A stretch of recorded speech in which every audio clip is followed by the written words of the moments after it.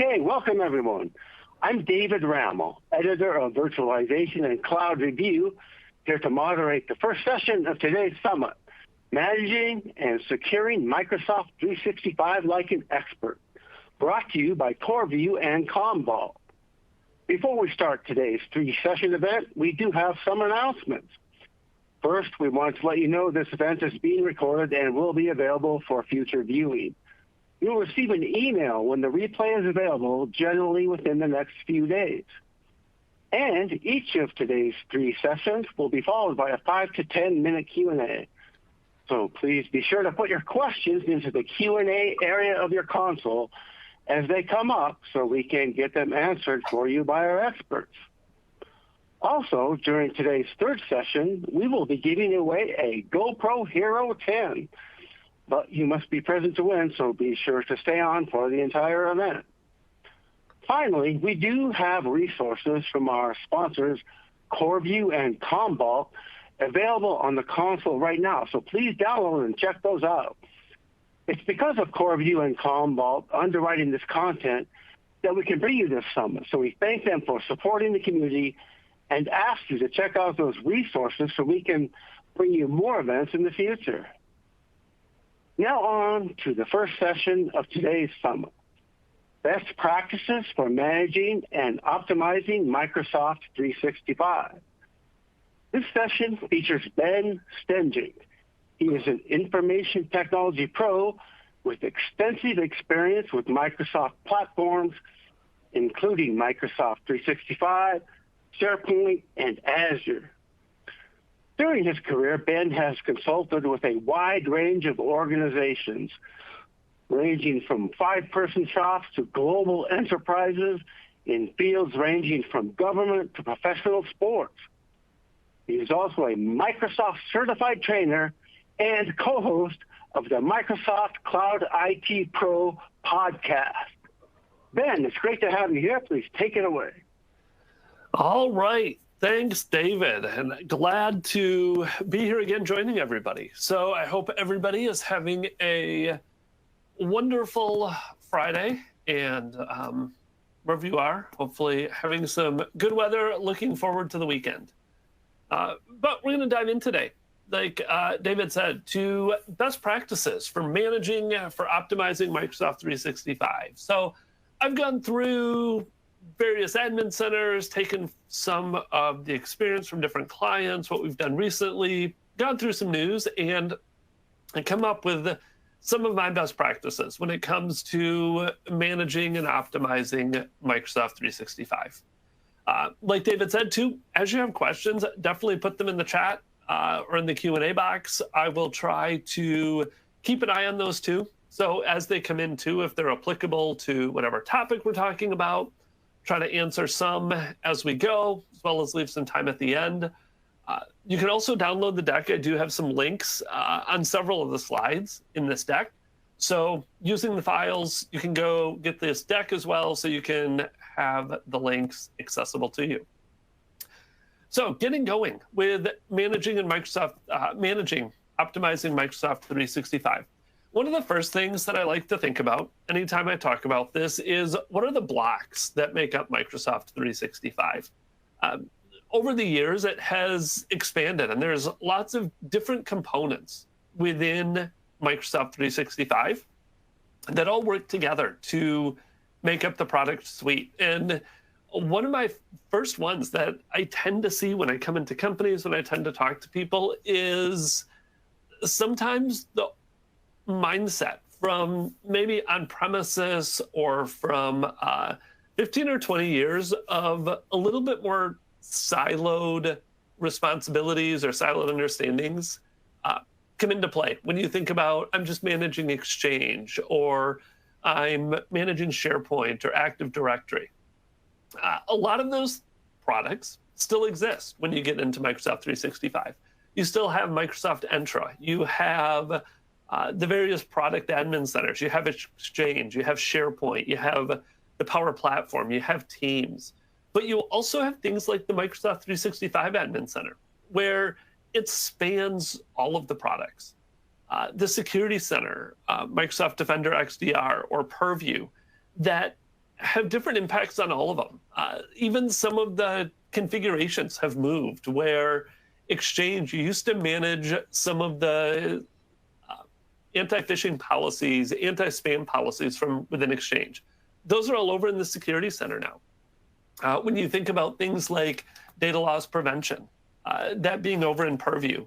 So there becomes more and more of a need for managing Microsoft 365 to at least have a few people within your company, within your organization, whether that's you or somebody else, that understand not just the blocks that make up Microsoft 365 at a high level, but how all of these different blocks fit together, how they interact with each other, where you maybe have dependencies on other ones.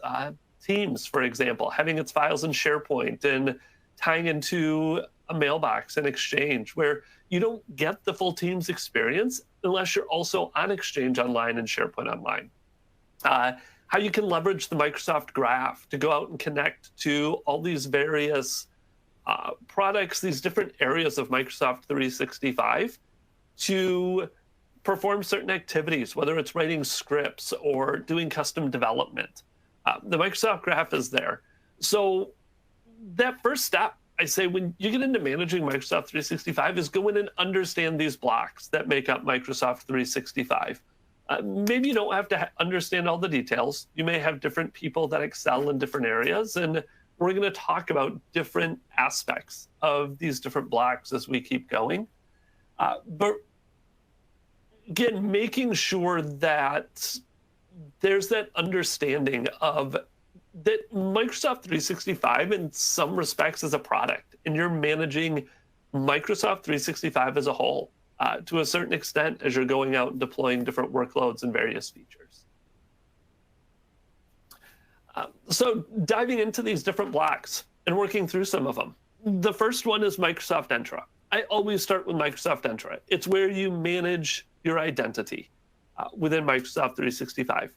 Even if you're one of those enterprises, you have Active Directory on premises yet, you're synchronizing users up to Microsoft 365, you're still synchronizing them up to Microsoft Entra. There's still different layers of management that you are performing within Microsoft Entra. The first of these is what we just said, the identity. Your users, whether it's the properties of those users, things like addresses and offices and locations and phone numbers, email aliases, making sure you're managing all of those, you're updating those. But then when it comes to managing Microsoft 365 with those identities, those users and those passwords, is one of my first tips is used privileged identity management. This is one of those features. You don't need it for everybody. It's included in your Entra ID Plan 2. And if I say Azure AD, I'm sorry, it's been Azure AD for like 10 years. That is still stuck in my head. I can still tend to flip them back and forth. But Entra ID, privileged identity management. What this does is, especially for your administrators, go out and license Microsoft Entra ID Plan 2 if you don't have it, so you can take advantage of privileged identity management. So these administrator accounts, and whether you split out your normal user from your admin account, or whether you just have one account that you use for administration and your normal everyday activities, whatever account you use when you go perform administrative activities, you should really look at having privileged identity management enabled. This allows that user that you log in with to not have admin activity or admin level access by default, whether this is a global admin or a user management admin, your Exchange admin, your SharePoint admin, your security admin. You can go in and set up various functionality within privileged identity management so that these accounts that perform these activities are normal everyday accounts. When they need to go in and perform those administrative activities, they can go in, elevate their account to that particular admin level for a set period of time. After that set period of time, that level of administration is going to go away. Their account is going to revert to a normal account. Well, what this does is if you have leaked credentials, or if there's some script that they are running, something that malware that gets on their computer that tries to access the admin center or perform admin activities, it's not going to be allowed to do that because that account isn't going to be an admin by default. The other thing this does is it allows people, when they do elevate to only the admin level that they need. For instance, my account, a lot of times, I'll have multiple different admin roles that I can elevate to as within privileged identity management. Maybe I have like an Intune admin, I will have a global admin, SharePoint admin, Exchange admin, and Teams admin. If I'm going to go work in Intune, I'll just elevate my account to an Intune admin. That way I know it's not going out and doing a bunch of stuff I don't need to be doing right now. Same thing with the SharePoint or Exchange admin. So this is one of mine. If you have the ability to get it, go out and turn on privileged identity management. Another one I see a lot is not everyone needs to be a global admin. It is very easy to go in and say, you know what, this user has to perform admin activities. I'm just going to make them a global admin. That way I don't have to think about exactly what they're doing. It's easy. But it's a risk. If you have 10, 15, 20 global admins, and really those people only need Teams admin access, or they only need user admin because all they're ever doing is managing users or resetting passwords, there's no reason to go in and make them a global admin. If it's maybe an executive that wants to be able to see everything, I've seen this before too. Don't make them a global admin. Go give them global reader. Most of the time, your C-levels, your executives aren't going to be going in there and changing stuff. Maybe they want to see stuff. They want to have awareness of how stuff is configured. Start with at least that global reader so they can go in and see stuff, but you know that stuff isn't going to get changed. So a couple things around identity when it comes to some of those best practices. Best practices around protection within Microsoft Entra. I talk about this on every single session I do. I always figure out a way to get this one in there, is conditional access. Go in, set up different policies in your environment so you know where people are accessing it from, where you're restricting, where can people access it from, how can they access your environment, whether this is they have to be on our network in order to access our environment. There's some new stuff around that bottom bullet point, global secure access, where you set it up so they need to be connected to global secure access in order to access your environment. Maybe you don't want them to be able to download information out of your environment to certain devices. Going in and setting up conditional access, this continues to expand. Every month, I feel like I go in and there's new settings, new buttons, new levers that you can turn, set, check, and conditional access to even further refine that protection of your Microsoft 365 environment in other applications that are tied to it. Going into that app registrations. Know what applications are registered to your environment and how your app registrations are configured.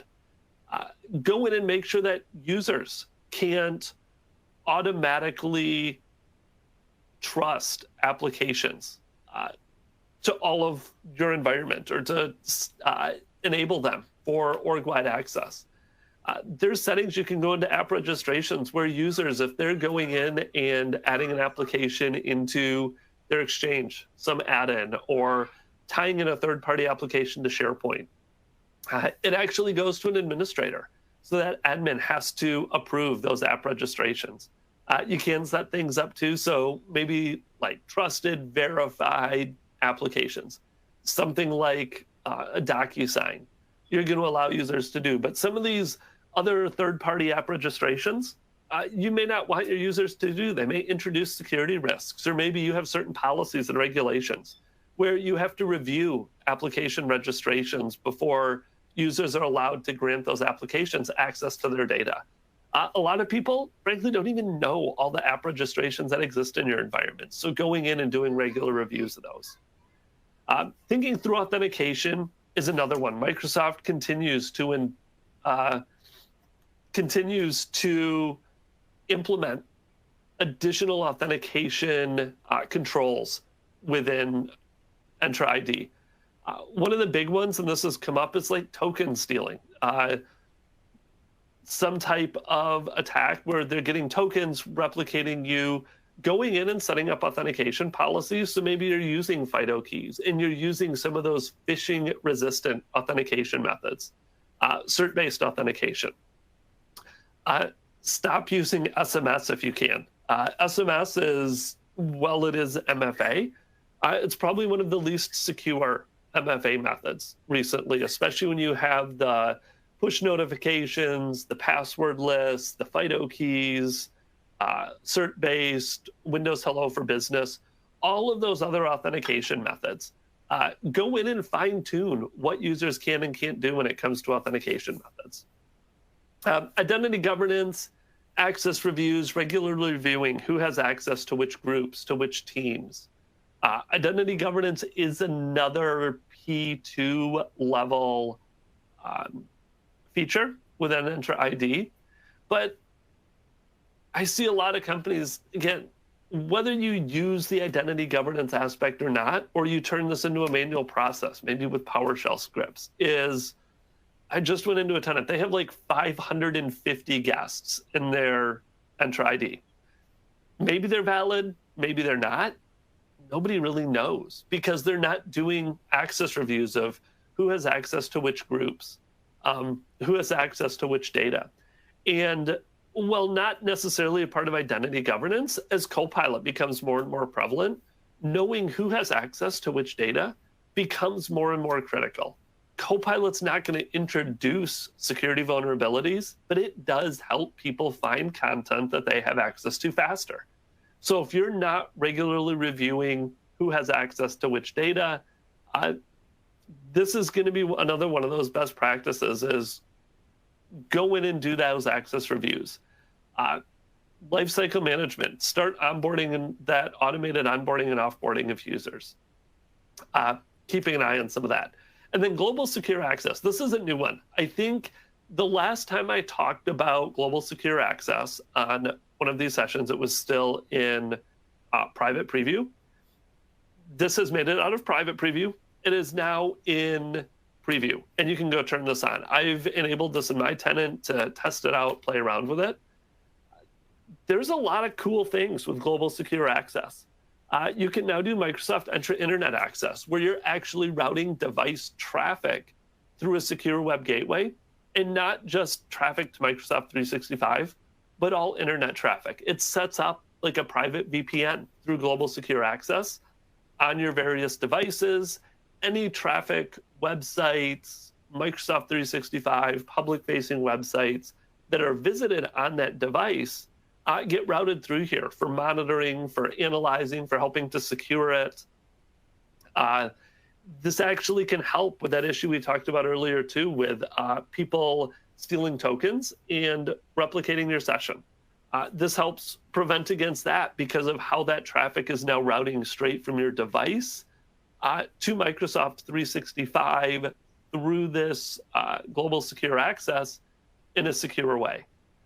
You can also go in and start doing conditional access policies where you have per app access based on some of these conditional access policies and tying this into web application proxy, if you've ever used that, for accessing on-premises applications. You can now use global secure access to route that traffic to on-premises applications via a global secure access. There's a ton of stuff that you can do with this. Again, it's still in preview. It's starting to roll out. But this is another one of those that if you do have corporate devices and you want some enhanced logging of web traffic of your users or enhanced trafficking to Microsoft 365, this is one of those things that you should absolutely go look at. And I do see a question in the chat there from Lee about, can Microsoft Access, or the Global Secure Access, help replace an existing VPN? To a certain extent, Lee, I would say absolutely. I'm not going to, as much as I would love to say, yeah, you can go replace your VPN with this and you'll never need your VPN, without knowing everything that VPN is used for, I will say possibly it could. There's certain things that have to be in place. Like, you're not going to be able, I don't believe you could go set up global secure access to like do a mapping to an SMB file share. I don't think you could quite publish that type of thing all the way through global secure access. But certain things, if they're accessing certain web applications, if you're trying to route them through VPN for some of that, really knowing what endpoint they're going through. They route through VPN, so you know they're connected to your office. And you're like using conditional access for your public IP addresses. That type of thing you could take advantage of it for over VPN. International connections from other countries, they can use Teams. Thinking through the scenario, Lee, I think you could probably go in and do that, where now you give them this agent, they essentially install it on their device, and it creates that that secured connection from their device to your environment.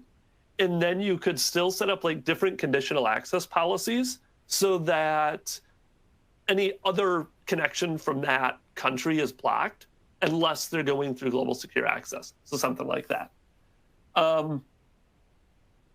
Yeah, these are absolutely at that enterprise level, Brian. A lot of these are not going to be small business. Some of the other ones I'll get to will be some of the business plans, particularly business premium. But a lot of these are going to be enterprise level. You could also go in, and there's ways to get some of the enterprise functionality with business premium by like going in and buying a Entra ID plan 2 or something, Brian. So I agree. There's a great resource. I don't have it in my slides. Let me go post this link out. I'll put it in the chat. Maybe Victoria or someone can post it out there. It's m365maps.com. If you haven't seen it, great resource for your scenario, Brian, where you're comparing between SMB and enterprise. This is put out by an employee at Microsoft, where you can do all kinds of comparisons at that website between the different SKUs and what you have access to. Managing Microsoft 365 Graph. This one has gotten interesting. One, absolutely go learn about Microsoft Graph. Leverage the Graph Explorer.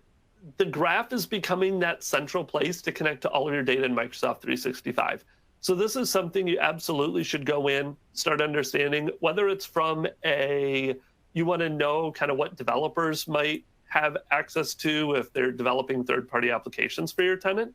But as an admin, if you're going in and writing PowerShell, there is a couple links on the slides. Again, you can go download the files. I think it's on the right-hand side of your screen to go get this. But even more so now, you got to start learning Microsoft Graph PowerShell. The Azure AD PowerShell module, so AAD, or Azure AD, and Azure AD Preview, I think were the module names, have both been deprecated as of about 7 days ago, as well as the Microsoft Online PowerShell got deprecated. So right now, they're still available. You can still use them. They're not going to be updated. There's not going to be any more features that are added to either of those. Microsoft Graph PowerShell is the way you're going to go write your PowerShell now. So go learn it. If you have scripts written using Azure AD and Microsoft Online, I would start rewriting them so you don't get caught off guard when one of them stop working. But then you can leverage Microsoft Graph PowerShell with Azure Automation, with Power Automate, with Logic Apps. When it comes to writing scripts and automating different tasks within Microsoft 365, we read a lot of PowerShell scripts.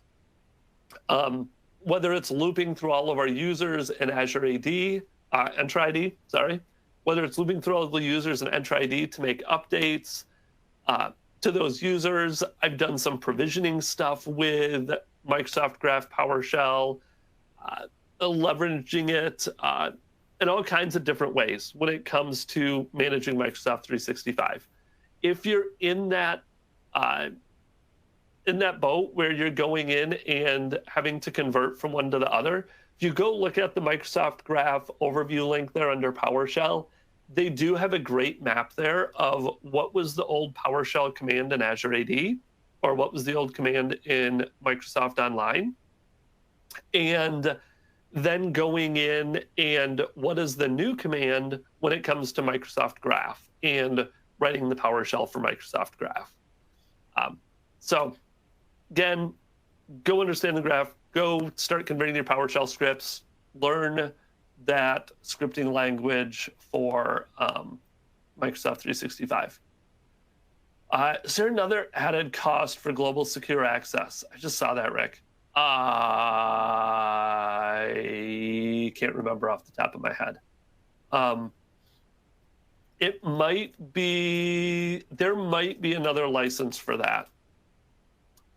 No, I think it's included in E5s maybe. I was just trying to look really quick a minute, and I'm not going to spend a ton of time looking.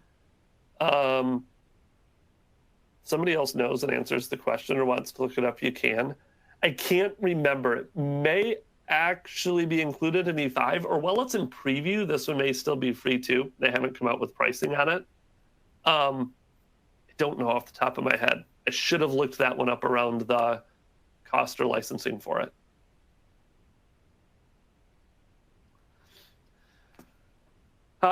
Another tip, managing security. This is a big one. We've seen all the hacks. AT&T had a big one the other day. Microsoft had one, I think, back in January. We feel like in the news every day, someone else has been hacked, other credentials have been leaked. Make sure you're managing your security in Microsoft 365. When it comes to Microsoft 365, it's a shared security mod, shared responsibility. When it comes to security, when it comes to, it's not on the slide, but backup and restore, another topic, another day. Yes, Microsoft is doing a lot for security. You can see some of the stats on this slide.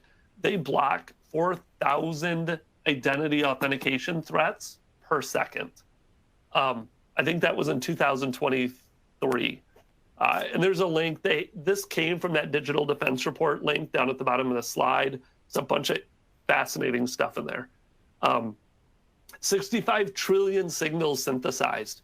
They're watching IP addresses, threat actors, where these authentication threats are happening. They have 135 million managed devices that are providing security threat landscape insights into the Microsoft security platform. Microsoft does a lot for security. I was talking to someone that does some security penetration testing the other day, and Microsoft has gotten good at this. As part of his job, he writes viruses for trying to bypass people's security so he can test them out. He said Defender is actually one of the hardest ones to write a virus to get around. It takes him about a week to write a virus to bypass Microsoft Defender. A lot of the other well-known ones, I'm not going to mention any of them specifically today, are like hours, 1 hour, 3 hours to bypass some of those. And he said when he does write one that gets around Defender, because of those 135 managed devices and all these signals that are getting fed back into Defender all the time, usually he has one shot. Uses the virus, gets around Defender once, he can never use it again. Because Microsoft has caught it, propagated it out to all the other devices, integrated into the security center. Microsoft does a good job, but there's also a lot you need to do, depending on what you want to protect. Microsoft Defender XDR used to be Security Center, used to be Defender, has several different subproducts under it. So if you are wanting to manage your endpoints, go in and make sure that you're licensing Microsoft Defender XDR for endpoint, that's configured properly. Microsoft Defender for Endpoint, when it comes to XDR, is going to be doing a lot of the endpoint detection, security analytics. It's sending those signals from Windows 10 or from iOS or from Mac OS up into Microsoft 365. So it is doing security analysis on there. It's tying in some of the threat intelligence that Microsoft has learned to go in and prevent some of those viruses from getting around your devices and protecting those devices from malware, from viruses that may be on there. If you're using Office 365, you're taking advantage of SharePoint and Teams and Exchange. Exchange Online protection, EOP, is included for free with every plan. You also have Defender for Office 365, where you can get into Plan 1 and Plan 2. So again, while Microsoft does a lot, depending on what you need from your security perspective, it is on you to go in and make sure you have the right licenses for security, and make sure you're turning these things on. If you want to start doing some of the advanced anti-phishing, you want to do scanning of, of links and attachments that come in via your email and get some real-time reports. You can go in and Defender Plan 1 for Office 365 is going to do some of those things where it's scanning links that are coming into your email, making sure that links are safe before they even land in a user's mailbox, or routing those links that people click on an email through their filters to make sure that this link isn't going to take you to a known malicious website. Plan 2 starts incorporating some of those features around attack simulation. So how are you going in and helping your users learn? Attack simulation isn't just going in and making sure your users are behaving themselves, but it's giving them scenarios that they can learn from, helping them learn to recognize some of those suspicious attacks. So whether it's using that attack simulation in Microsoft 365 or some of the other third parties, going in and doing those regular attack simulations against Microsoft 365. If you do have Plan 2, are you going in and looking at your alerts and your incidents that are logged within Microsoft 365?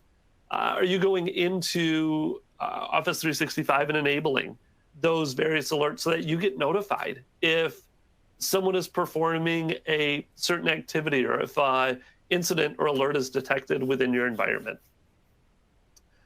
So going in and, again, just making sure some of these things are turned on and configured.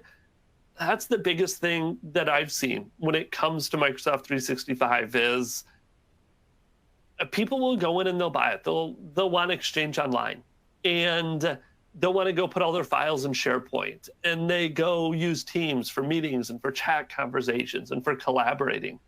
But they don't think through, what are all these other things? Am I actively paying attention to what links they're clicking on through Exchange Online? Am I leveraging even the free Exchange Online protection to refine those policies? And if you are going out and purchasing a product like Microsoft 365 E3 or E5, what of these features and functionality that you have around security are you not taking advantage of because you just don't take the time to go turn them on to configure them properly? A couple other ones, if you're in a hybrid environment, you can leverage Microsoft Defender for Identity. Cloud Apps is an E5 one that can help with looking at the shadow IT. Defender for Cloud Apps actually goes out and looks for other cloud-based services, other SaaS services that users are connected to. If you especially tie this in with some of that global secure access we talked about earlier, where it's able to watch all of the different traffic coming from your users' endpoints, and when you want them using SharePoint for compliance reasons or for security reasons, are you monitoring in Defender for Cloud Apps for them going out and putting files in Dropbox or Google Drive? You can even get to the extent where you start implementing DLP policies and data loss prevention, not just for SharePoint, Microsoft 365, or Microsoft Teams Exchange, but also for these third-party apps through Microsoft Defender for Cloud Apps. Vulnerability management, I think this one's somewhat new. This is just going to do continuous asset discovery and monitoring of all your devices. What devices are connecting to Microsoft 365? This ties into Microsoft, or this ties into conditional access of, if you're not locking down which devices could connect, are you at least watching for what devices and what assets are connecting to your organization? Or are there devices that are getting plugged into your network? This is going to be another one of those that helps a little bit more from the device perspective. This will also watch for software on devices. Which devices do you have that you have software installed on that it's not being updated, or that there's a known vulnerability in certain software that employees have installed on their devices, or that you've installed on their devices, and for whatever reason it doesn't get patched? This vulnerability management is always watching not just discovered vulnerabilities that Microsoft is collecting, but comparing that to your devices so that you know when you have a device that may be vulnerable that you need to go work on. Defender for XDR, I see a couple of questions there. Defender XDR it might actually still be under security in the admin center. Defender for XDR is the new name for what used to be Security Center. So if you go to security.microsoft.com, that's also going to be Defender for XDR. There's a little bit of rebranding there going on. So to your point, Mario asked the question, what licenses include Defender for XDR? All the licenses are going to have it to some extent. What level you're going to get, like Cloud Apps, is E5. Identity, I think, is also E5. Office 365 is included in all of them. And then you can ramp up the functionality as you go from Plan 1 to Plan 2. Defender for Endpoint, I think, starts at like the E3 level for that one. Also, when it comes to security, is the secure score. This is another part that's in Defender in the Security Center, is what are things that you can do to go in and improve your security posture? Whether this is setting different policies on your devices, configuring MFA within Microsoft 365, your secure score is going to give you all of that information. And going in and reviewing that on a regular basis. Set yourself a task for weekly or bi-monthly to go in, look at the secure score. What can I do? What's popped up on here? It changes. Vulnerabilities change, patching changes, users and devices in your organization change. That secure score will change on a daily basis based on several different factors. So going in and reviewing that regularly is going to help you manage where those vulnerabilities are and how to resolve them. I mentioned attack simulation. Incidents and hunting, this is another interesting one. You do have a certain level of hunting within Microsoft 365.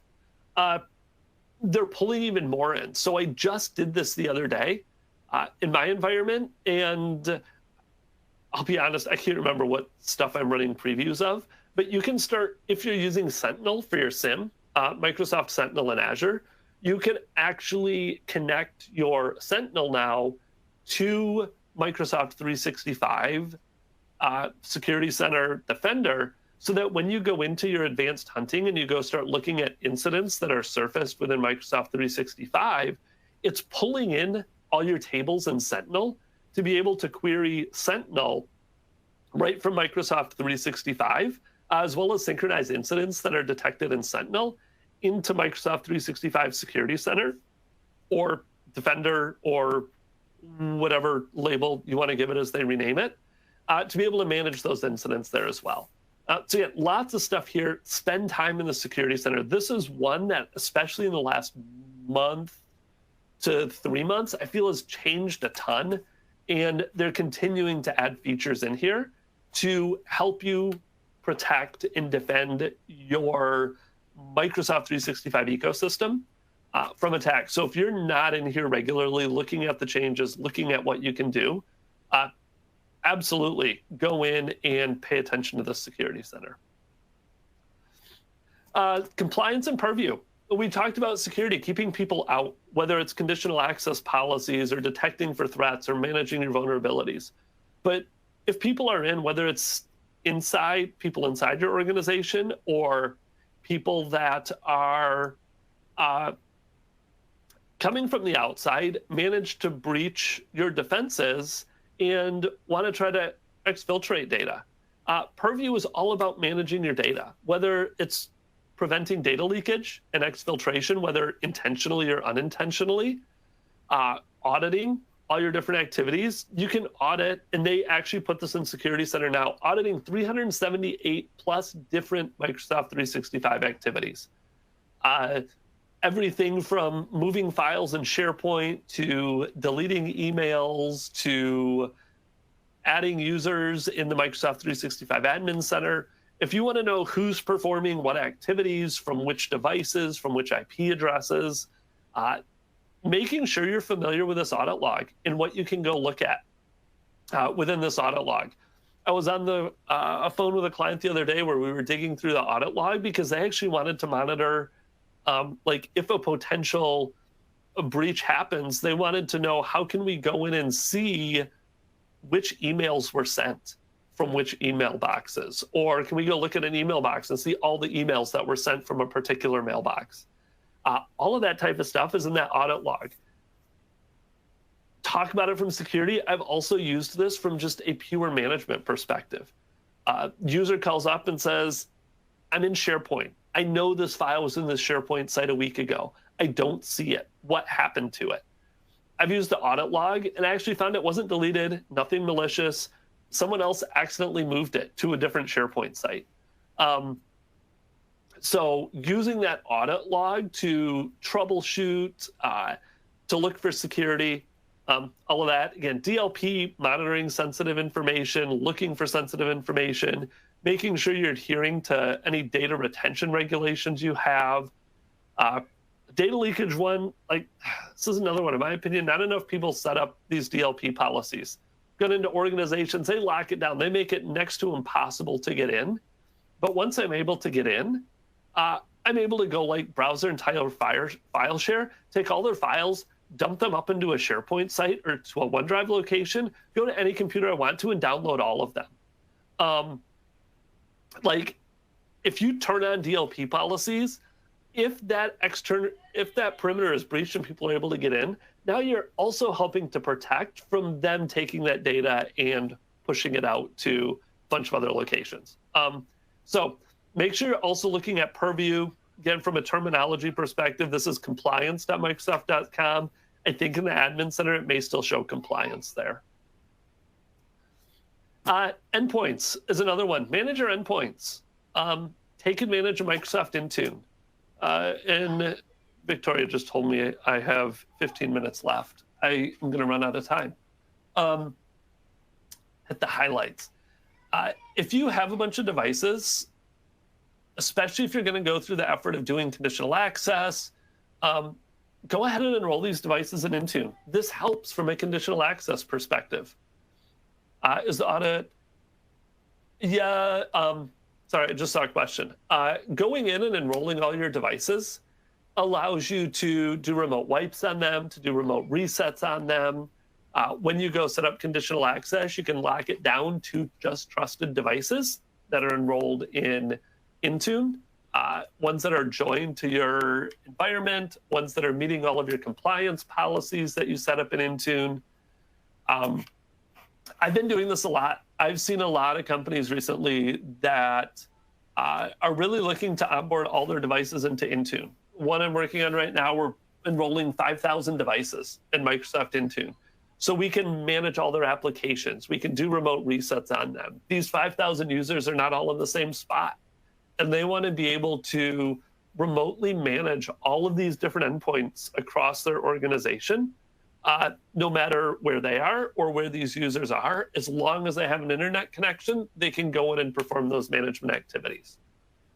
You can manage apps in Intune, whether this is deploying applications pushing apps out, pushing app updates out, or putting app protection policies in place so that you're able to control your corporate data on personal applications. I use app protection policies all the time, especially for things like email. People really don't like carrying two phones around, and why make them if you can work around it? So app protection policies say, yeah, go ahead, use your personal device. We're going to force you to use Outlook on your personal device, but use your personal device, use Outlook, connect your corporate email to it. But when you go access your corporate email, we're going to require you to enter a PIN in Outlook. You can put your personal email in Outlook, but corporate email, you can put that too. But every time you jump into corporate, you need a PIN. You leave the company, we're going to actually remove, we're not going to lock your device, we're not going to touch your personal email.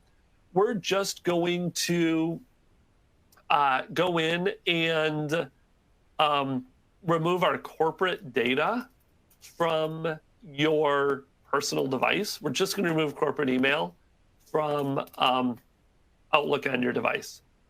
I saw a couple quick questions. 378 activities. It does depend a little bit on, there are certain activities that you get with a premium SKU of Purview. But for free, you get most activities under that audit log. I don't know exactly what the differentiation is. I was looking for one like a table the other day, but I didn't see like a breakdown of what activities are in which SKU. Most of those, though, you get with just about any Microsoft 365 license, Mario. Alex, Linux, Ubuntu 2204 or later, or I'm not a Linux guy, or the GNOME graphical desktop interface environment. So it's really Ubuntu is the big one there. Endpoint security, you can go in and turn on things like antivirus, disk encryption, firewall. I kind of think of Intune as these three pillars: managing your devices, managing applications on your devices, mobile, Mac OS, Windows, and then setting up security on your devices, disk encryption, antivirus, firewall. You can now do laps with Entra within your environment as well. Go look, we've talked a lot about features and functionality. Another big thing with devices or with managing Microsoft 365 is going in. Oh, come on, go to my reporting slide. Reporting. Okay, what I see might not be matching what you see. Hopefully you're seeing the reporting slide right now. Okay, good. I will go with this. Yep, managing reports. Reports are scattered all over Microsoft 365. We've talked about go and turn on these features and have these features and enable these features. Most of this reporting is within Microsoft 365 itself, but knowing where these reports are. So if you want to go look at usage, or you want to go look at reporting around spam, or you want to go look at your mail flow reports and how email is flowing. You want to go look at different reports around SharePoint and Teams. Be familiar with what these reports are. So when somebody asks you a question about sensitive information in your environment, or which of my devices are compliant with my compliance policies that I set up, how many incoming phishing attempts am I getting in a period of time? All those reports are scattered around. There's also some really good Power BI apps that you can go get around Intune and Azure sign-ins, usage of your environment and compliance. So go in and explore these reports and what's available to you. There's a lot of functionality you can pull from there. Look at my time. Questions, keep throwing questions out there too. And if I will keep going over slides. How's this? I'm going to keep going over slides as long as I can, unless I start seeing a bunch of questions come in the chat, because I am keeping an eye on it. Let's go into self-help diagnostics, because this is one that it's kind of a little hidden feature in Microsoft 365 is some of these self-help diagnostics. This one has, it's in the Help and Support Center, and it's one of those where you can go in here and look for certain things without actually opening a support ticket. So the one here I showed, like the diag increase, and you want to go increase your Exchange Web Service throttling policy because you're doing an email migration, or you want to go increase the mailbox size, increase the size of an archive mailbox. This diag increase will actually like go through the process and do some of these actions for you within your environment.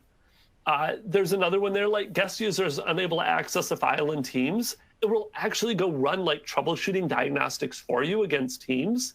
And it'll run some of those backend tests about if this guest is coming, almost like a what if in conditional access, if you've ever used that. If this particular guest account is coming from this particular location and they can't access this file in Teams, it'll go in and look and be like, well, they don't have permission to it, or there's a conditional access policy that's blocking it. So you can run some of those diagnostics against your environment from this self-help diagnostic option within your support center. And the trick is, with a lot of these, is actually knowing what they are. So again, you can go download the slides. On this slide, I have a link for all the different self-help diagnostics across OneDrive and SharePoint, Exchange and Outlook, and Microsoft Teams. So go out and look at these links, pull those up, and look at some of those self-help diagnostics. I think like Exchange and Outlook has one for calendar sharing as well. You can't see somebody's availability on their calendar. Somebody's having issues connecting their Outlook to Exchange Online. You can go run these different diagnostic tools within the support center to help you troubleshoot where those different, where an issue may lie, or what's going on within someone's environment. So again, super helpful. Microsoft just doesn't talk about it that much. So when you're managing Microsoft 365, being familiar with this and using this can really help out. Okay, so one more. I couldn't resist throwing something in here about Copilot because everybody needs more Copilot lately, right? Copilot, there's a couple things here. If you are looking to deploy Copilot, one of the big things that I hear, and I referenced it earlier, is that I'm worried about what people are going to be able to find. SharePoint Advanced Management, and yes, you're probably tired of this, it is another license because Microsoft. But this can really help you not just prepare for Copilot cleanup, but Microsoft has added a lot of tools in advanced management to help prevent oversharing. We talked about this earlier, even with going in and doing like access reviews.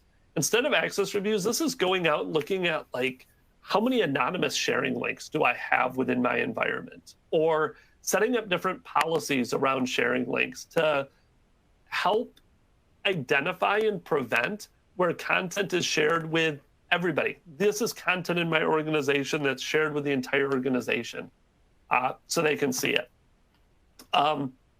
Nice tool.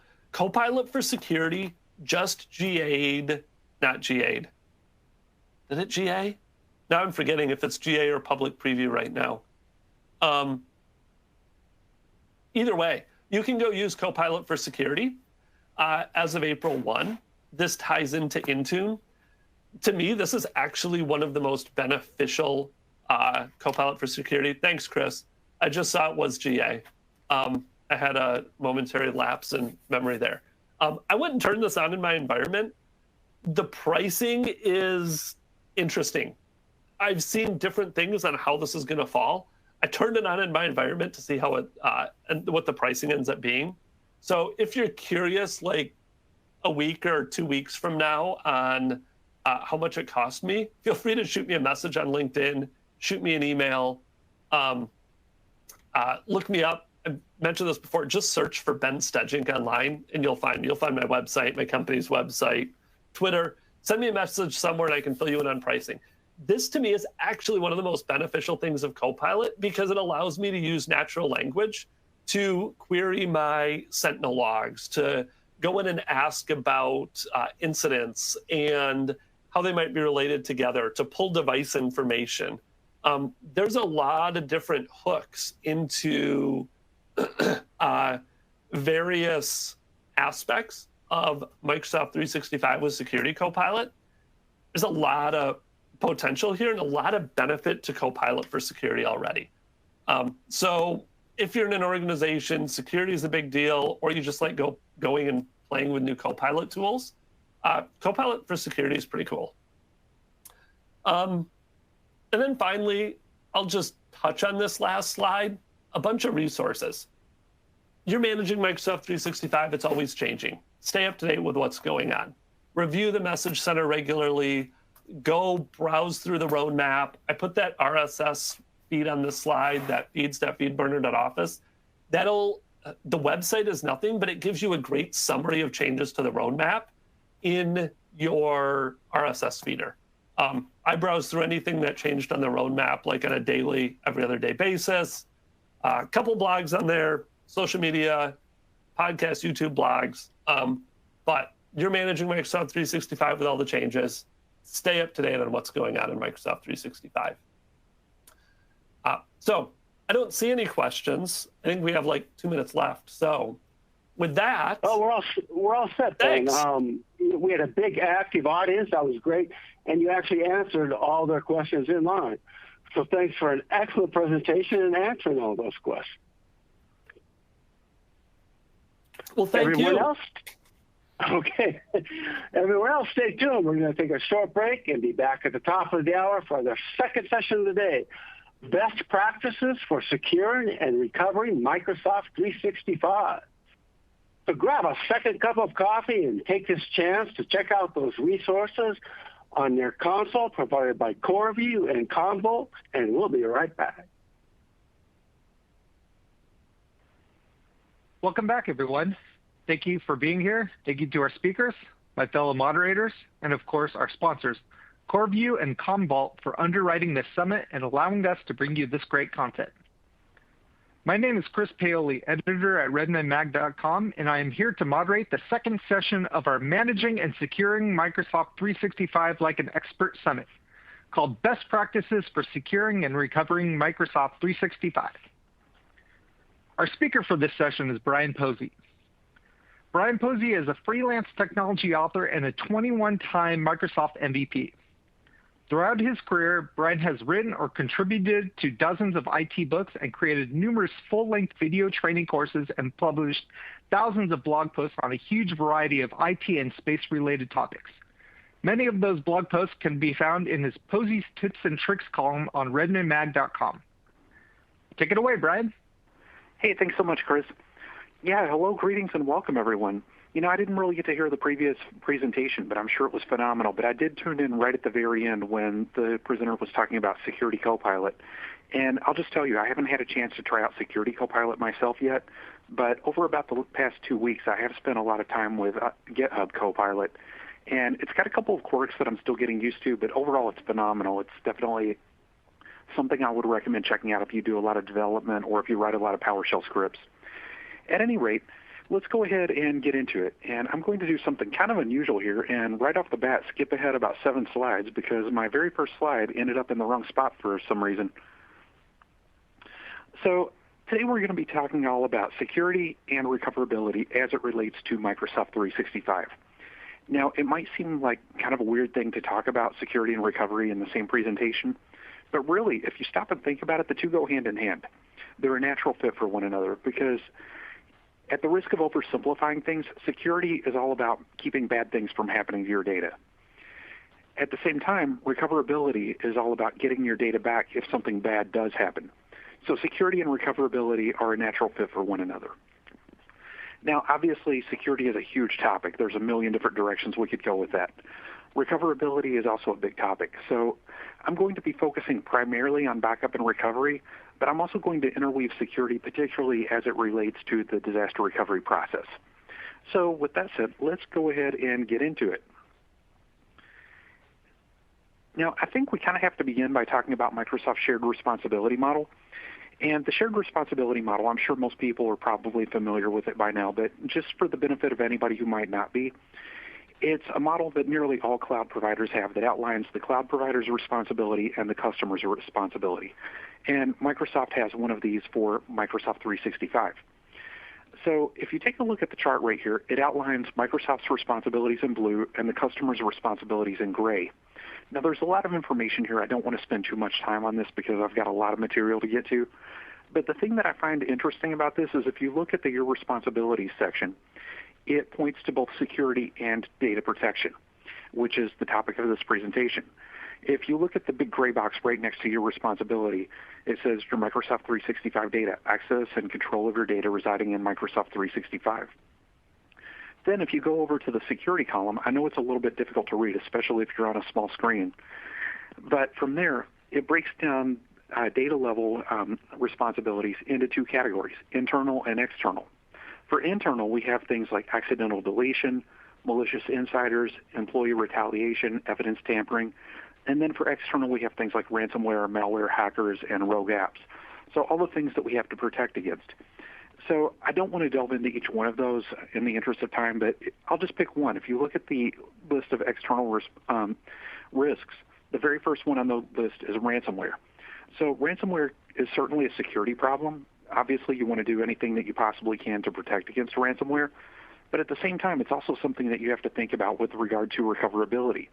Because if your defenses fail and a ransomware attack does succeed, you have to think about how best to get your data back.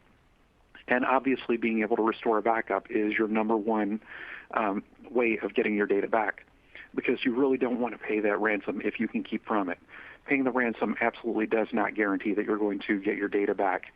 There are countless stories out there of people who have paid the ransom and gotten some but not all of their data back, or gotten no data back. And there are even stories of people who have gotten all of their data back, but then an hour later, the ransomware attack re-engages and they lose everything all over again. Because at that time, or at that point, the criminals know that you're financially invested in getting your data back, and so there's really nothing stopping them from asking for more money. But at any rate, there's a number of different lessons that are to be learned from all of this. The first one is that based on that shared responsibility model that I showed you, Microsoft doesn't back up your data except for its own purposes, possibly. If you were to suffer a data loss event, you can't pick up the phone, call Microsoft, and ask them to restore your data. It just really doesn't work that way. Now, I have heard rumors from Microsoft insiders that the company does back up your data for its own purposes. If they were to suffer a massive failure in one of their data centers, then they have a way of recovering it. I honestly don't know if that's true or not. It is something that I've heard, but not from official sources. So take that as you will. The next lesson to be learned is that the native Microsoft 365 data recovery mechanisms exist as a convenience feature and not as a backup substitute. So what am I talking about here? Well, with all of the various Microsoft 365 applications, a lot of them have mechanisms that are built in that will allow you to recover data that has been accidentally deleted. For example, if you accidentally delete an Exchange email, there's a way of getting that back from the deleted items folder. Likewise, there's a recycle bin for OneDrive and for Azure Active Directory, or Enter ID as it's come to be known. And there are other mechanisms. So Microsoft does provide a way of recovering from accidental deletions. But there are any number of different situations that could cause those mechanisms to not be able to get back exactly what you need. Particularly if you end up having a situation where somebody is sabotaging your organization and they know how to permanently delete the data, thereby completely mitigating these recovery mechanisms. And there are some other situations that would cause those to be absolutely useless. So the point that I'm making is that those convenience mechanisms are there for just that, convenience. A lot of times it's quicker and easier to use those than to go in and restore a backup, but you shouldn't use those as a backup substitute because they don't offer the same level of protection as a backup. The next lesson to be learned, even though creating backups is a critical first step, there's a big difference between backing up Microsoft 365 and doing it well, and that's where best practices come into play, and that's really what this presentation is all about. You know, obviously the first step is just getting that backup software or backup service and getting a backup. That's super important. But once you've done that, it's a lot more important to begin looking at the various best practices and deciding how best to do your backups based on those best practices. Because adherence to best practices is really what's going to make the difference between being able to recover some data and nearly all of your data. The degree to which you've adhered to best practices directly translates into recoverability in a bad situation.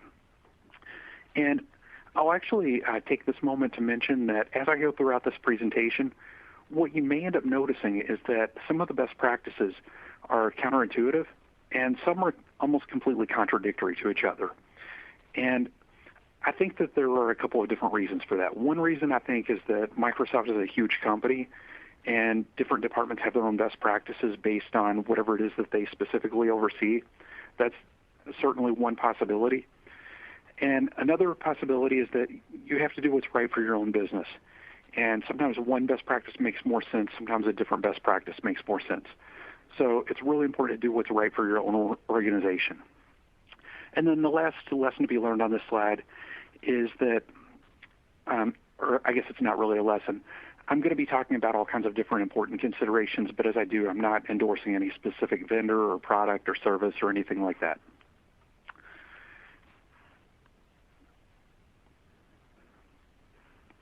So let's get into some best practices.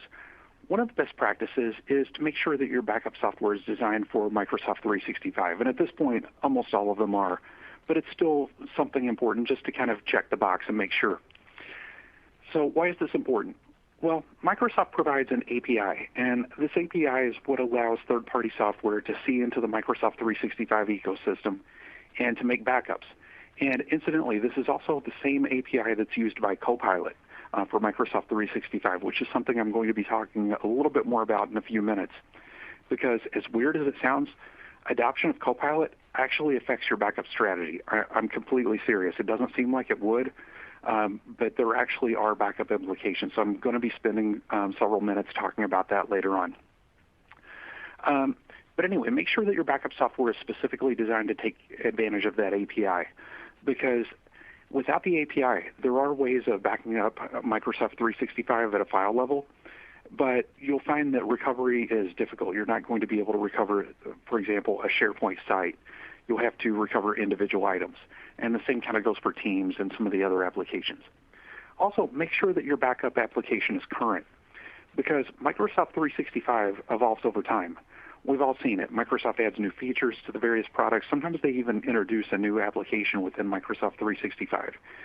And from a backup standpoint, one of the evolutionary items that really sticks out in my mind is that up until about, I'm wanting to say it was 2020, Microsoft didn't have a backup API for Teams.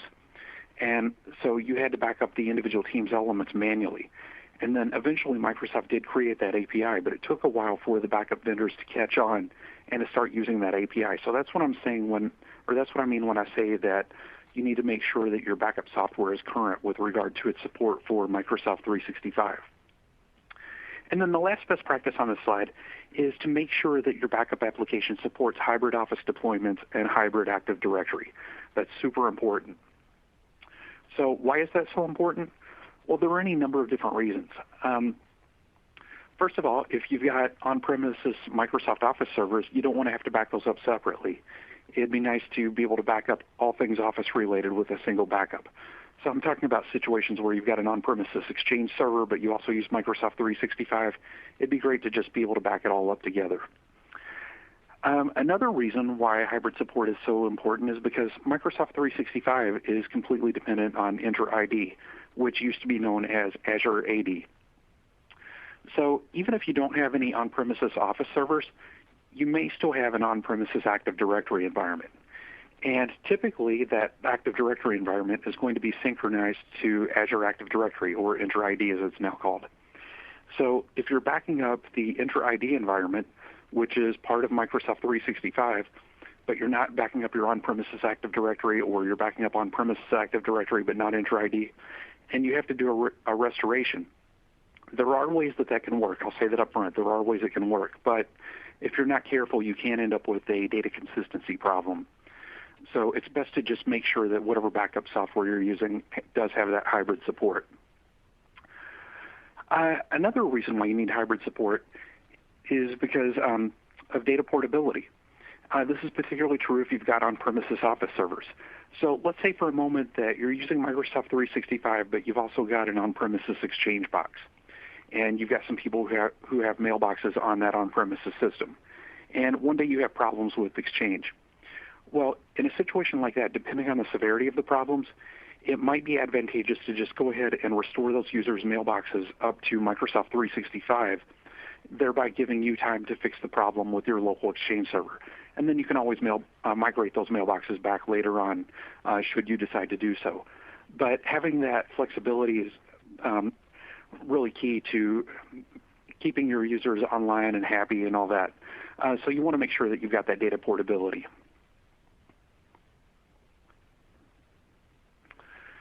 So one of the points that I've made throughout this presentation is that it's really important to consider how your data protection needs are evolving as a result of changing technology. And I already pointed out one example of that when I talked about the API that was introduced for Microsoft Teams and the need for adopting a backup application that includes that Teams API rather than relying on the old API. Well, that's certainly not the only example of evolving technology because, as I mentioned, Microsoft 365 is always changing. Microsoft adds new features to the application. Sometimes they bring us a new application. They're constantly doing patch management on the back end that we never see. So Office 365, or Microsoft 365 rather, is constantly evolving.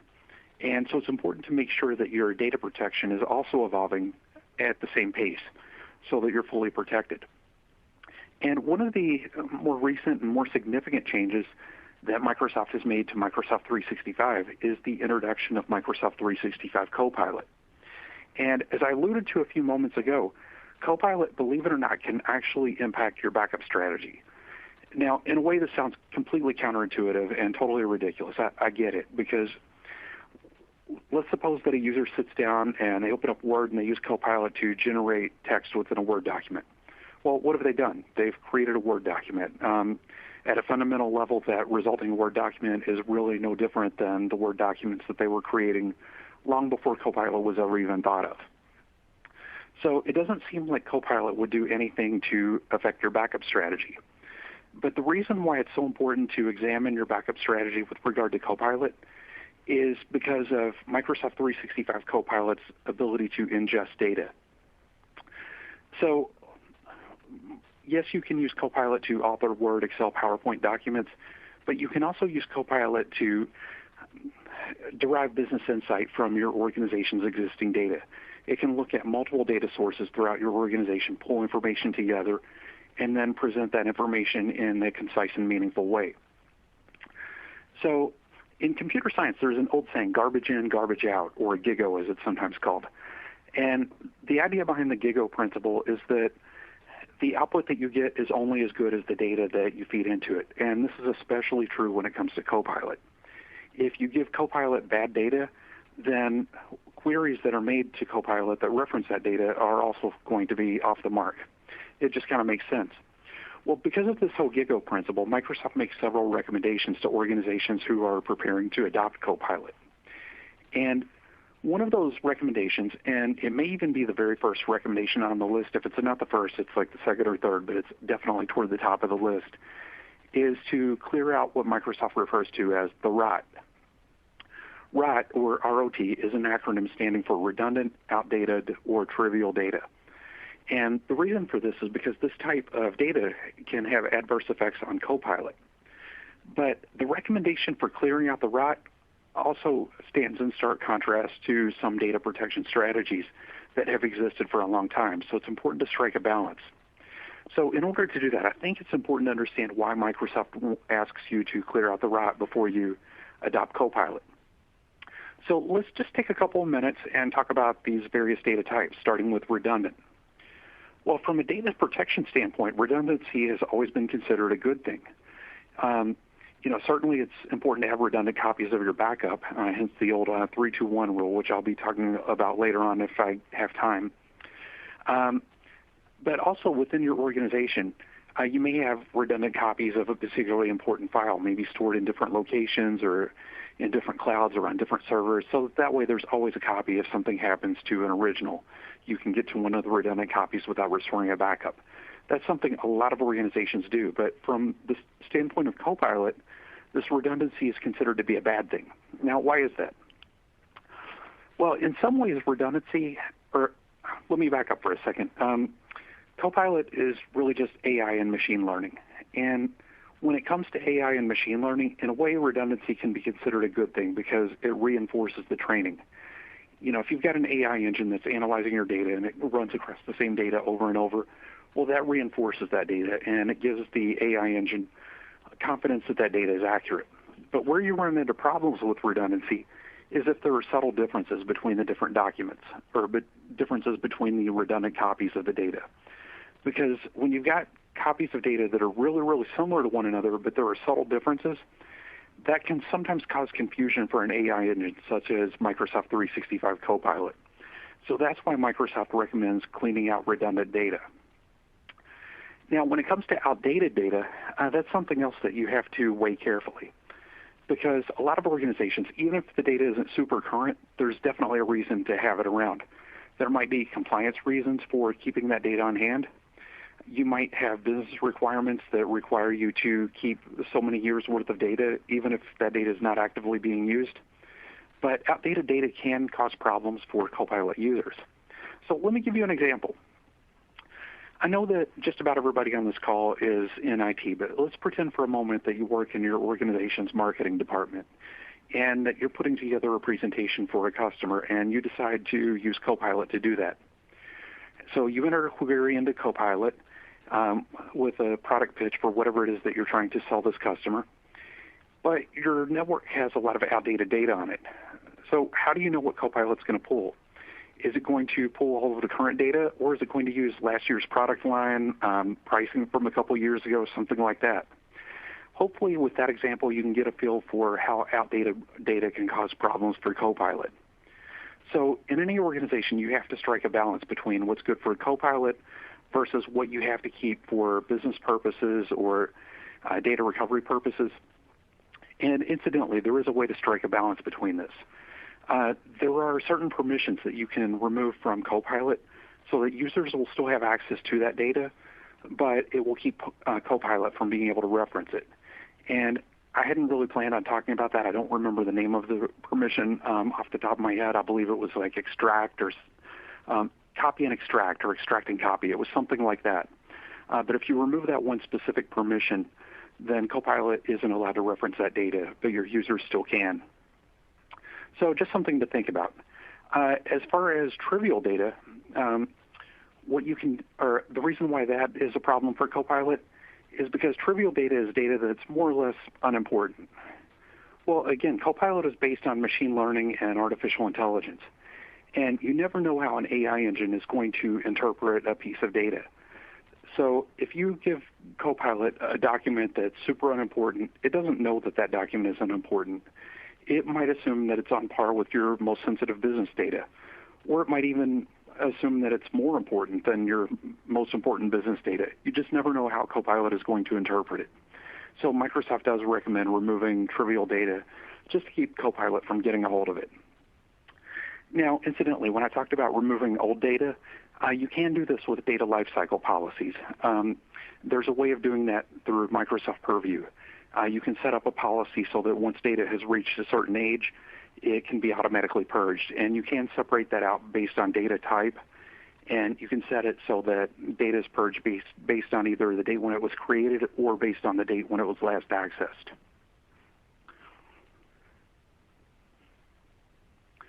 So while we're talking about the evolution of Microsoft 365, there's something else I want to get into, and that is the need for testing your backup strategy and your recovery strategy on a regular basis.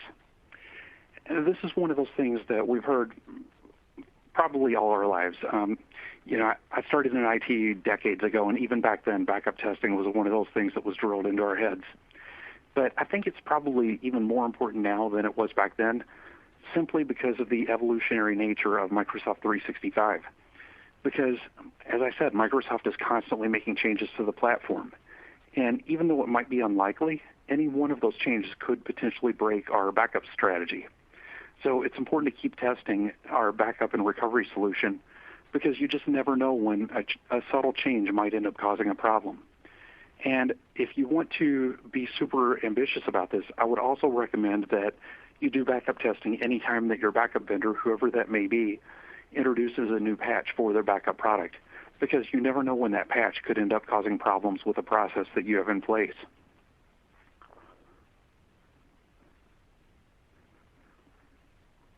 So how important is recovery testing? Well, it's something that I do in my excuse me, I got a lump in my throat for a second. It's something I do in my own organization, if that tells you anything. But when looking at the question of how important it is, I can't help but think about a place where I used to work. This was back in the early 90s. It was pre-cloud, pre-widespread adoption of the internet.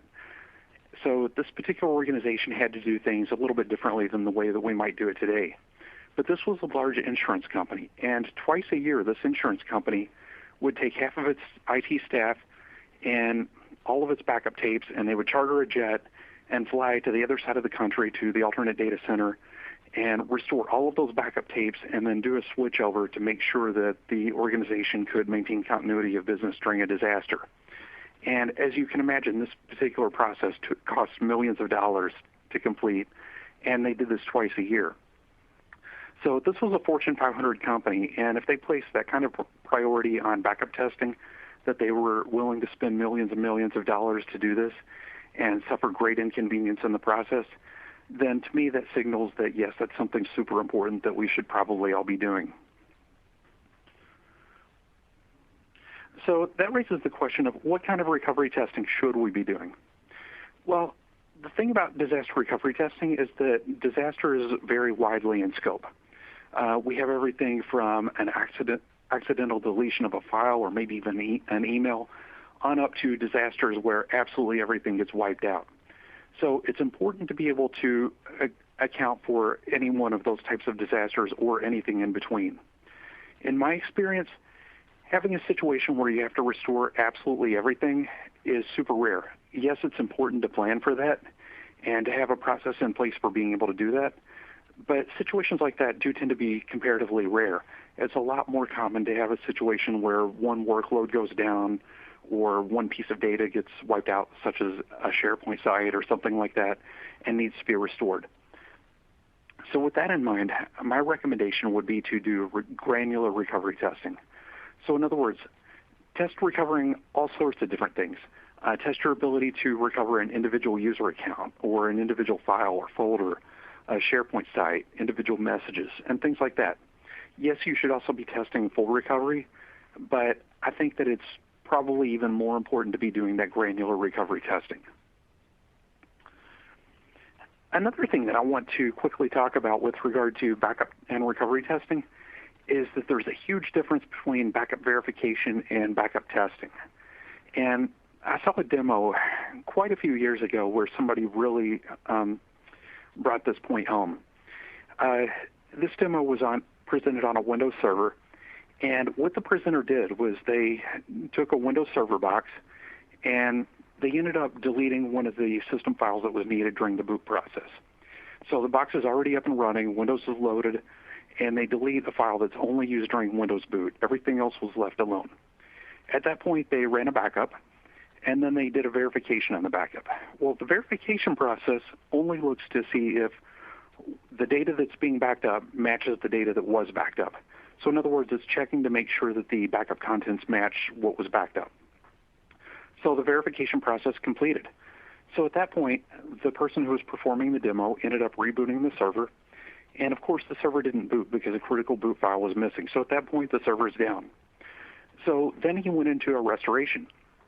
So the backup, which had verified, restored, no problem. But after the restoration, the server still wouldn't boot. And the reason for that was that the backup was taken after that critical file was removed. So the backup matched what was on the server, which was already no good.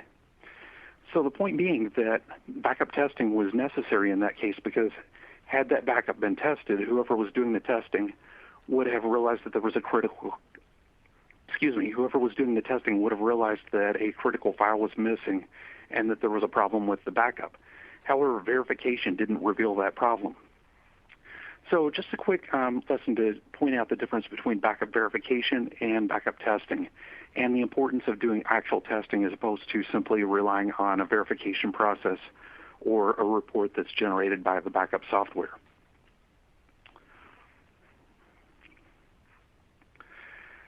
Another thing to consider with regard to data recovery is to make sure that you have a way of restoring only the data that was affected by a disaster.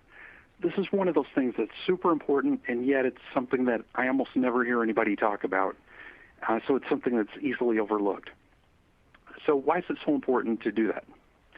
Well, let's take ransomware, for example. When a ransomware infection occurs, it doesn't happen instantaneously. It's not like a user clicks on a link and then bam, within half a second, everything in your organization is encrypted. It just doesn't work that way. It takes the ransomware some time to go out and encrypt all of your data. Now, typically, the ransom demand isn't displayed until everything has been encrypted.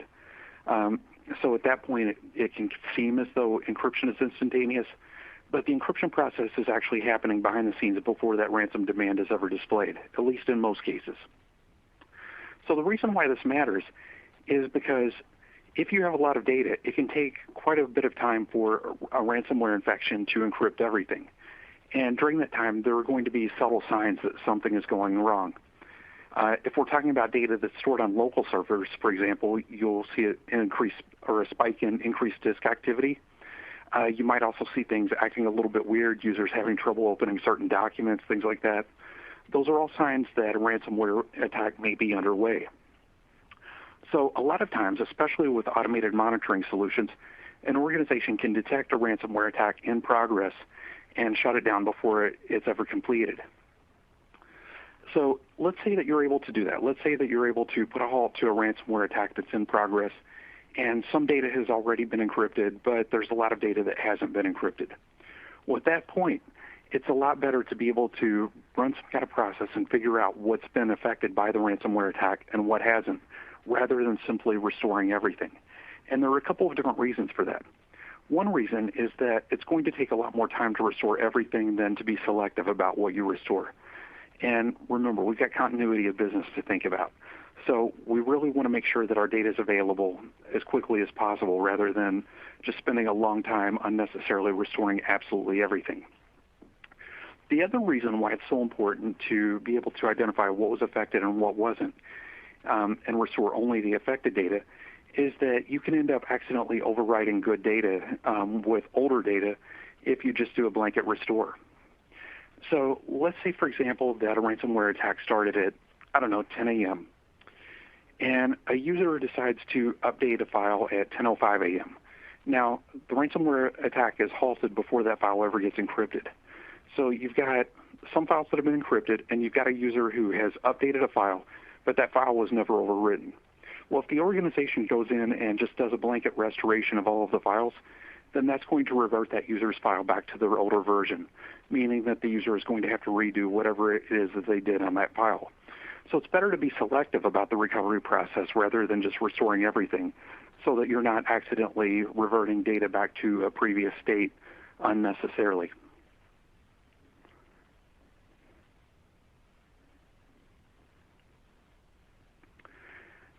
Another thing to consider with regard to ransomware is what can you do to protect your backups against ransomware, because there are several variants now that will seek to actively compromise your backups.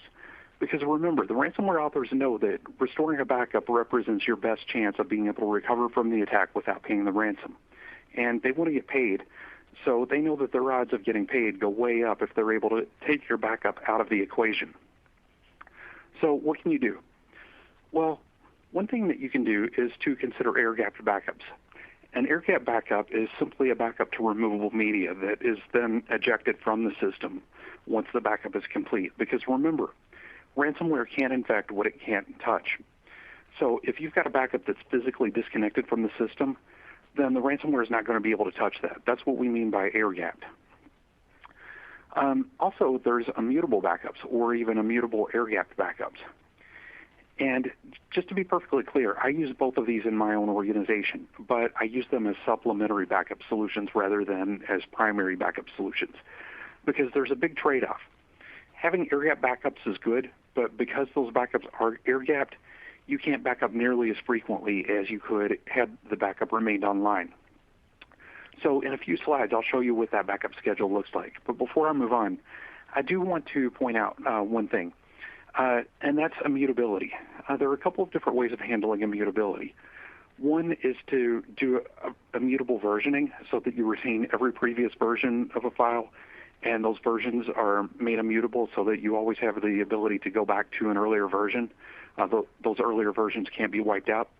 That's a great way to protect against ransomware, because even if a file gets encrypted and that encrypted file gets backed up, you've always got a way of going back to a previous state.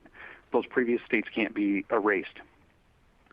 Another way of doing immutable backups is to do what I do in my own organization, and that's just periodically to copy all of the data to immutable media.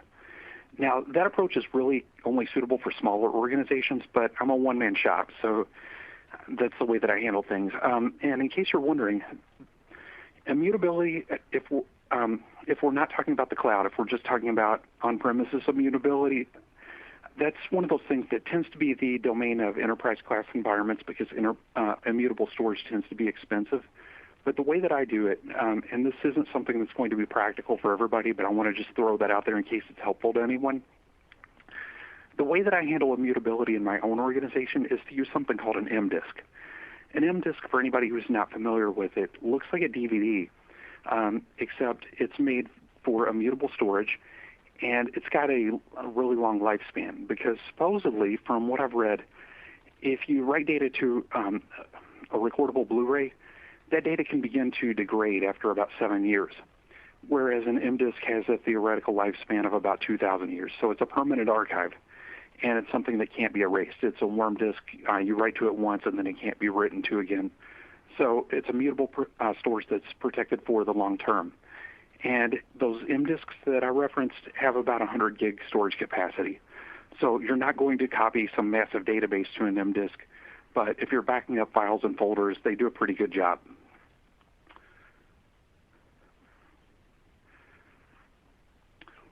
So another thing that I would recommend is use an isolated backup environment. If we're talking about backing up Microsoft 365, you don't want to back up your Microsoft 365 data to Microsoft 365, because your backups would be stored in the same place as your primary data. And if something happened to your primary data, chances are your backup data that's stored in the same place would also become compromised. So you want to store the data separately from the Microsoft 365 service. I also recommend using a dedicated service account for all backup-related activities, because if somebody were to gain access to your Microsoft 365 Global Admin account, that account shouldn't give them access to your backup, because if they've gone in and done whatever it takes to get access to that Global Admin account, you can assume at that point they've got bad intentions, and you really don't want to make it possible for them to get access to your backups by using that account, because your backups may be the one thing that saves you from their bad intentions. So use a completely separate account for that. Store those backups elsewhere so that whoever gains access to that account can't touch your backups. Another recommendation would be to use role-based access control to limit access to your backups. So again, use dedicated accounts. The normal administrative accounts shouldn't have access to your backups. But likewise, the accounts that you create for backup purposes shouldn't have access to anything but the backups, and they shouldn't be used for any other purposes other than backup-related tasks. And there are organizations that will even further segment things so that specific accounts are related to specific so that certain accounts are related to specific backup-related tasks. So you might have a task, or an account rather, that can only do backups. You might have another account that can only do restorations, or things like that.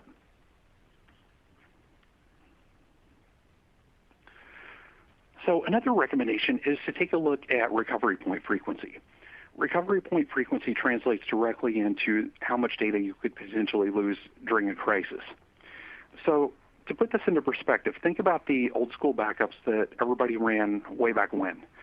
Those backups generally ran late at night after everybody went home for the day. So you had one backup that ran every night.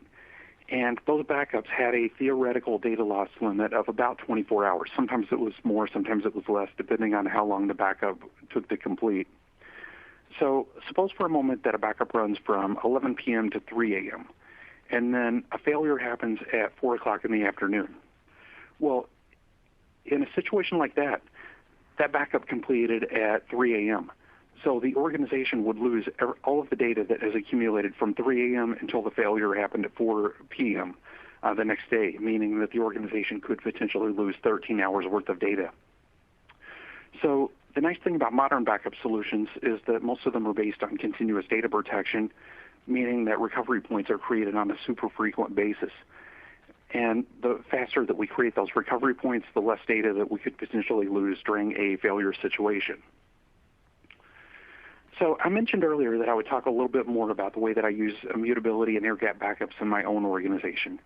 And I also mentioned that I recommended using those as supplementary backup solutions rather than as a primary backup solution. So in my own organization, I have a 3-tier backup that I create. My primary backups are based on continuous data protection, and those backups create recovery points every 30 seconds.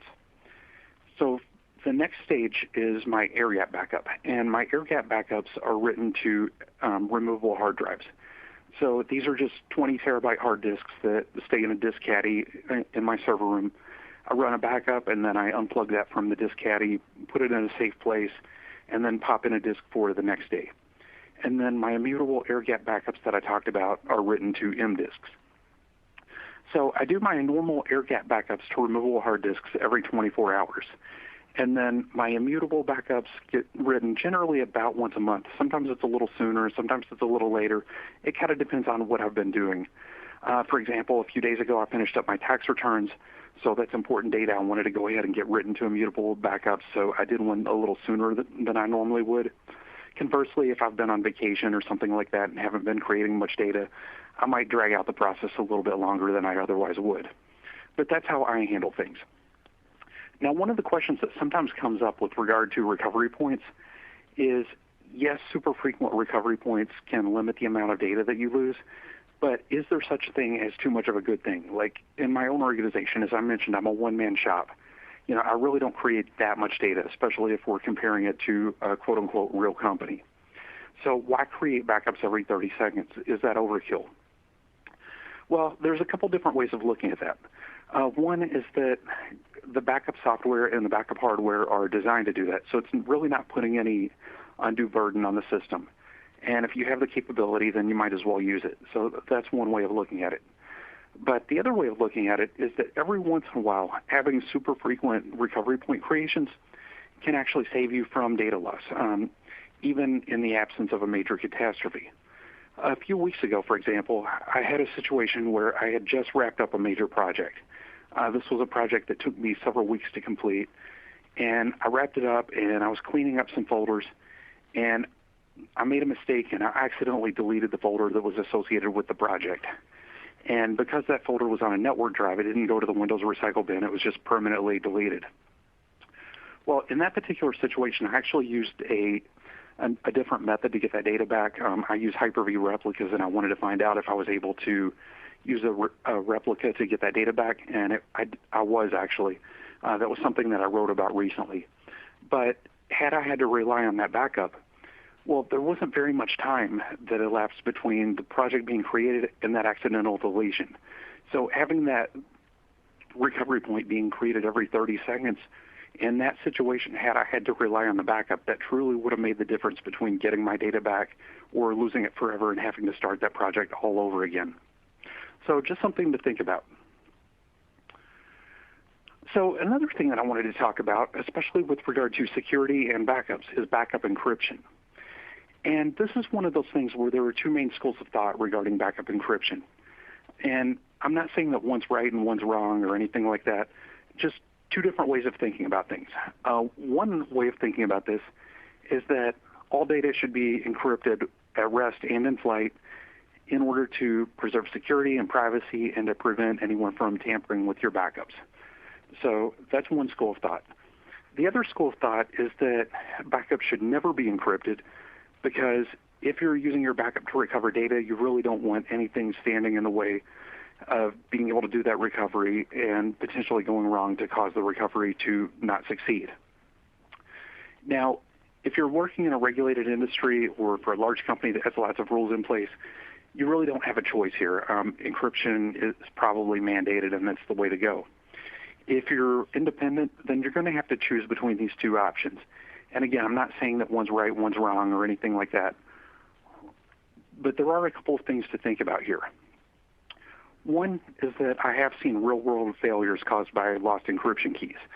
I've seen more than one example of an organization that was unable to restore its data when it needed to, simply because there was a problem with the encryption keys. Either the encryption keys were lost or the recovery hardware. In one case that I'm thinking of, it was a tape drive that stored the keys internally that was damaged. So I have seen recovery operations fail as a result of lost encryption keys. Now, having said that, the opposite is also true. Backup encryption is way more seamless today than it used to be. It's far more reliable than it once was. So I think the risks related to encryption are minimal as compared to what they once were, but it's still something that you might want to think about. So another thing to think about is that if you truly are doing that super frequent backup and recovery testing, then if there is a problem with your encryption keys, that's something that should be revealed through the testing process. So it's not one of those things that you're likely to find at the time of a disaster. It's one of those things that would be revealed through backup testing. And so you can catch it ahead of time and fix it before it ever becomes a true issue. So how do I handle it? Well, in my own organization, I kind of use a hybrid solution. For my primary backups, the ones that are based on continuous data protection, those are encrypted. But my air-gapped backups, the ones that I write to the removable hard disks and the ones that are immutable that I write to M disks, those aren't encrypted. The reason why I don't use encryption on those is, one, I work out of my house. There's like zero chance of somebody getting a hold of my backups. But the other reason is because my continuous data protection solution based backups, those are my primaries. If something goes wrong, that's what I'm going to be restoring. If I'm in a situation where I'm restoring data off of a removable hard disk or an M disk, then something has gone seriously wrong at that point, and my primary backups have been compromised. So if I'm having to resort to using an external hard disk or an M disk or something to recover my data, I don't want anything getting in the way of a successful recovery, because at that point I'm running out of options. So that's the reason why I don't encrypt those. Again, I'm not saying that that's right or wrong, but it is something to think about. So another consideration is monitoring and alerts. This is a trap that I've seen some organizations fall into, particularly smaller organizations, is that once a backup's been put into place and it's been proven a few times, it's easy to just assume that it's working. So it's a good idea to put a process in place, if you haven't already, to check and make sure that the backups are functioning. And this should be done at a bare minimum daily. You should also use some sort of monitoring and alerting solution to signal for failed jobs and for any type of signal that might indicate there's an attack going on. Another recommendation that I would make with regard to your backups is to develop retention policies for your backups. Now, I talked about retention policies earlier when I was talking about Copilot. And in that regard, I was talking about using retention policies as a mechanism for purging old data once it's no longer relevant to your organization. Now, when we're talking about backup retention, these are completely separate retention policies that apply only to your backups. So when you develop a retention policy for your backup, what you're essentially doing is you're making a decision about how many backups you should keep on hand or how many recovery points you want to maintain. And that's not a decision to be taken lightly. It has to be based on a number of factors, the most important of which are any regulatory requirements and what your business's requirements are. And when you're trying to figure out the business requirements, the way to do that is to just say, okay, when does a backup become so old that even if it were the only backup available, we would never ever restore that because it would be completely pointless to do so. So that's not necessarily the ideal retention period, but it should at least get the discussion started and help you to zone in on where that ideal retention period might be. It's also worth creating a retention period for air-gapped backups, because otherwise you could amass a huge collection of tapes or removable hard disks or whatever you end up using. So your retention period for air-gapped backups really becomes sort of a media rotation schedule. And with regard to air gap backups, make sure that you're storing at least one of those off-site at all times. So that way, if something happened to your primary facility, you don't have to worry about every backup that you own also being destroyed. Now, when it comes to off-site storage is super important, as I mentioned. You want to make sure that at least one of your air gap backups is off-site at all times. But you also have to be careful about the way that you handle off-site storage, because over the years, I have seen some problems caused by off-site storage. So, for example, there's always the possibility of media, whether it be a tape or removable hard drive or whatever, being lost, stolen, destroyed, something like that. I can't help but think about a place that I used to work, and again, this was a long time ago. It was back in the 90s, but this organization did tape-based backups. And early on, when this organization was just a startup, their policy was that every morning the backup completed at 7 a.m., they ejected the tape, and then they gave it to a designated employee, and that employee took the backup tape home for safekeeping, and it stayed there until that backup came due for the next rotation cycle. And that seemed to work out pretty well for a while. Again, this was a small startup company, so there weren't really any regulations getting in the way or anything like that. It seemed to work out okay for a while until this employee made the mistake of leaving a tape in their car on a hot day and the tape melted. So needless to say, the company stopped doing that. What they did at that point was they decided to start using a backup courier service. So this courier company would pick up the tape at 7 o'clock in the morning when the backup completed. They would take it off-site, store it in a secure vault, and then whenever that tape was scheduled to be rotated, they would bring that tape so that it could be overwritten by the next backup in the sequence.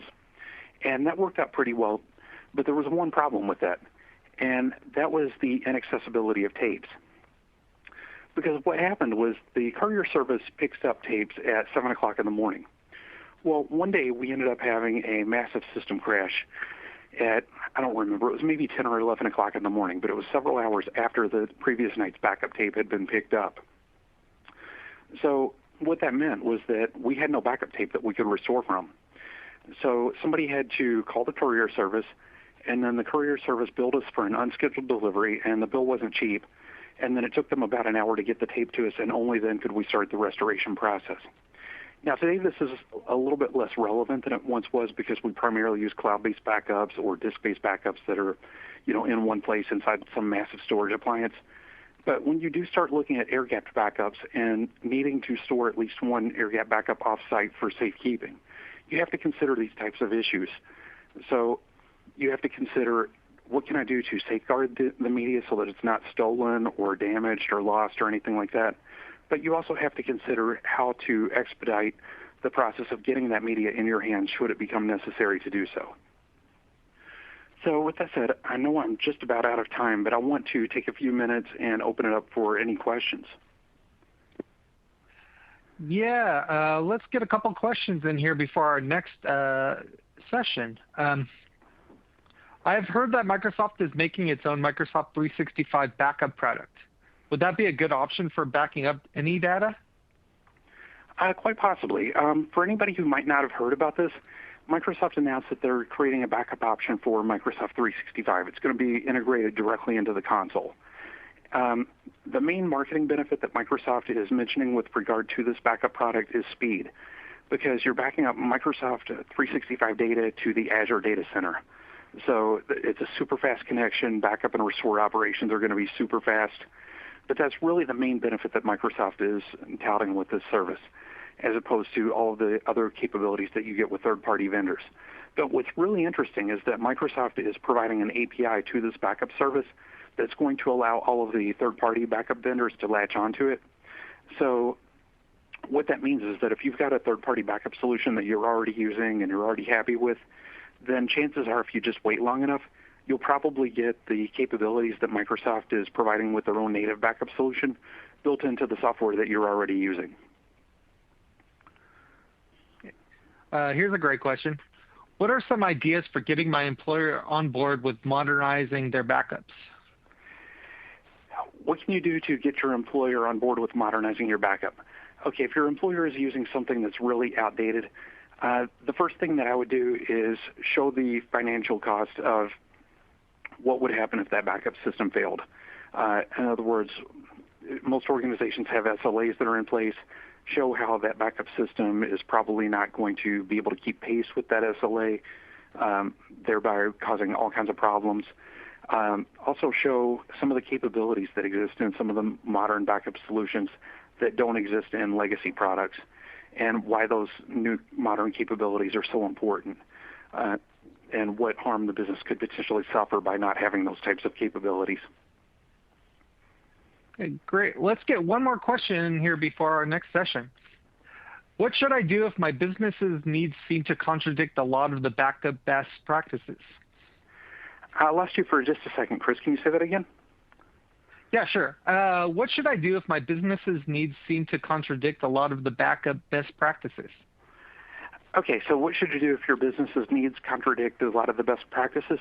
Well, keep in mind, a lot of the best practices that exist out there can be contradictory to each other. So there are relatively few backup best practices that are just etched in stone and pertain to every single situation. So if you have a business need that goes against some of the backup best practices, chances are there's probably another best practice out there that goes along with what it is that you're trying to do. In my opinion, I would always put the business's needs ahead of just religiously adhering to some obscure best practice. You got to do what's right for the business. Okay, perfect. That's all the time we have. Thanks for the great presentation, Brad. Oh, thank you for having me.